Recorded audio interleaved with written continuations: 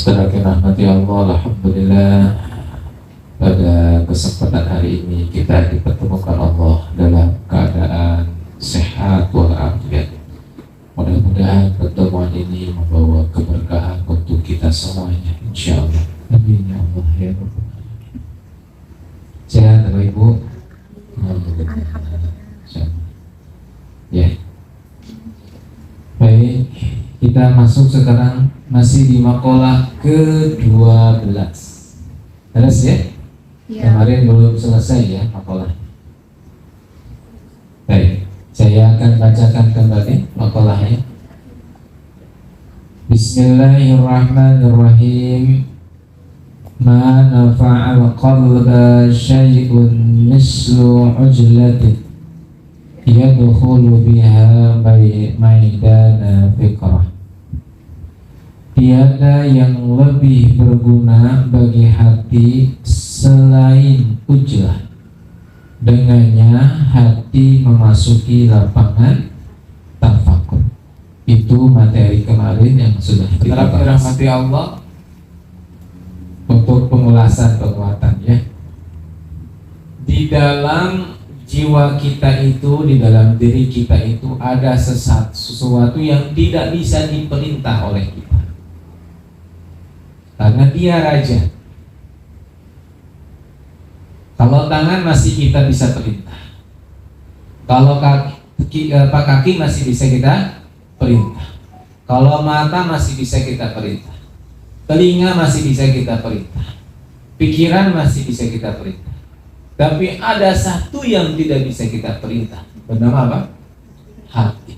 Hati ini gak bisa diperintah oleh kita. Hati ini hanya tunduk dan patuh kepada pemilik hati. Siapa? Allah. Jadi hati ini adalah bagian dari jiwa kita yang kalau dia ini digenggam oleh Allah, baiklah, dia akan menjadi yang baik. Tapi kalau hati ini ditinggalkan Allah, maka hati ini akan dikuasai oleh hawa nafsu. Dan hawa nafsu akan memerintahkan seluruh mata, telinga, pikiran kita, dan akhirnya kita menjadi hamba hawa nafsu. Gitu ya. Jadi ada di dalam diri kita sang raja yang hanya bisa tunduk dengan yang maha raja. Siapa? Allah Al-Malik. Jadi hati kita milik Al-Malik, bukan milik kita. Kita nggak bisa mengendalikan hati. Betul? Kadang bolak-balik begitu. Nggak bisa. Bahkan kita pinginnya benar gitu, pinginnya bagus, tapi ternyata susah, nggak bisa. Karena yang sang raja itu hanya diperintah, hanya tunduk kepada sang maharaja.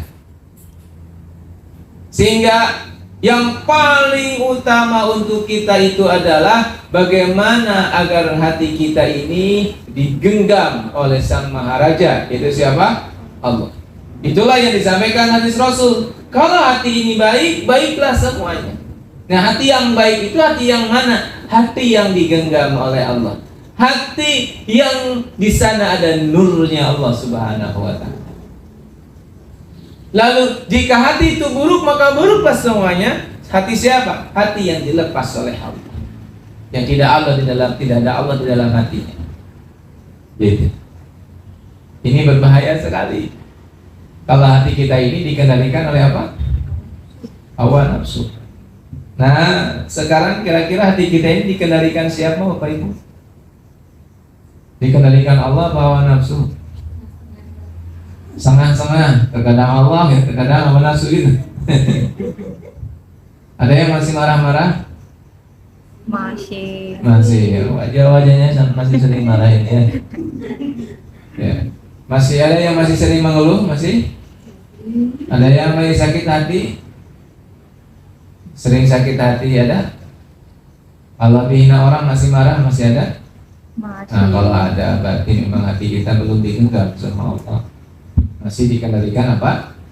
Hawa nafsu. Itu makna hati kita ini berpenyakit. Hati kita ini tidak bebas. Hati kita ini dibelenggu oleh apa? Oleh hawa nafsu, oleh jiwa, oleh apa? Oleh sesuatu yang tidak baik. Nah, makalah ini akan memberikan kepada kita solusi. Bagaimana caranya agar kita ini betul-betul bisa lepas dari belenggu itu, dan hati kita ini betul-betul diserahkan kepada Allah sang pemilik hati. Dan ketika hati diserahkan kepada Allah, hati kita tersibuk oleh Allah, maka hati kita ini akan menjadi baik. Itulah baik dan bahayanya hati. Betul.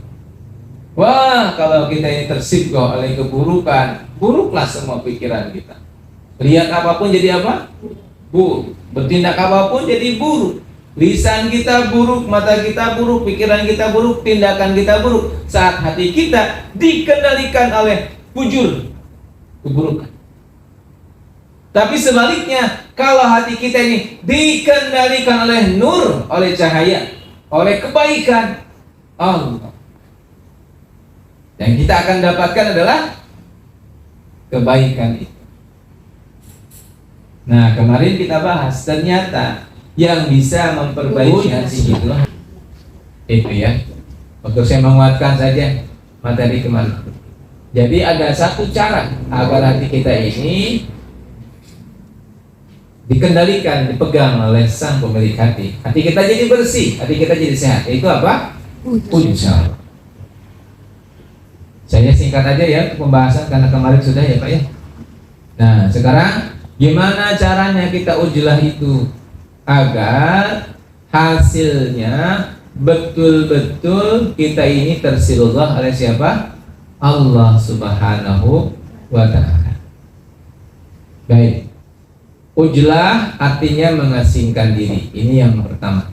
Bagus sekali kalau Bapak Ibu mampu berujlah. Ya, kalau ibu-ibu paling ujlahnya yang paling memungkinkan umroh ya. Betul ya? 9 hari, 11 hari, 19 hari kalau yang Ramadan. Kalau ibu-ibu memungkinkannya ujlah yang mengasingkan diri itu adalah haji. Nah, itu luar biasa tuh ujlah. Maka orang yang habis haji, habis umroh biasanya hatinya sehat. Biasanya. Saya mengatakan biasanya karena tidak semuanya sehat. Tergantung niat. Waduh, kalau gitu belum bisa nih. Kalau yang laki-laki ujlah bisa di masjid bisa sehari, 2 hari, 3 hari ujlah bisa. Ujlah yang sifatnya betul-betul mengasingkan pikiran dan hati kita, jiwa kita pun asing. Ini yang pertama. Nah, ujlah ini bisa kita lakukan di tempat-tempat yang memang lepas dari keramaian, untuk fokus satu, fokus kepada diri kita, fokus membaca diri kita. Karena terkadang kita belum pernah membaca. Padahal mengatakan ikra kitab, bacalah kitabmu. Terkadang kita memahami kitabmu itu Al-Quran. Yang dimaksud Al-Quran di sini, ikra kitabak itu bukan membaca Al-Quran. Al-Quran kan sedang kita baca. Betul. Lalu apa kitab itu? Ya, kitab itu adalah diri kita.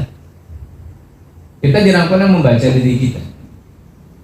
Saya itu dari dulu kecil apa sih kita baca terus, potensinya, kekurangannya apa, ya, dibaca sama kita. Gimana caranya agar saya bisa ketemu Allah ya? Gimana saya agar bisa dekat dengan Allah? Itu dibaca oleh. Nah, itu konsep proses dalam kita ucap. Ujlah itu merenung, bertafakur atas semua yang Allah kasihkan kepada kita.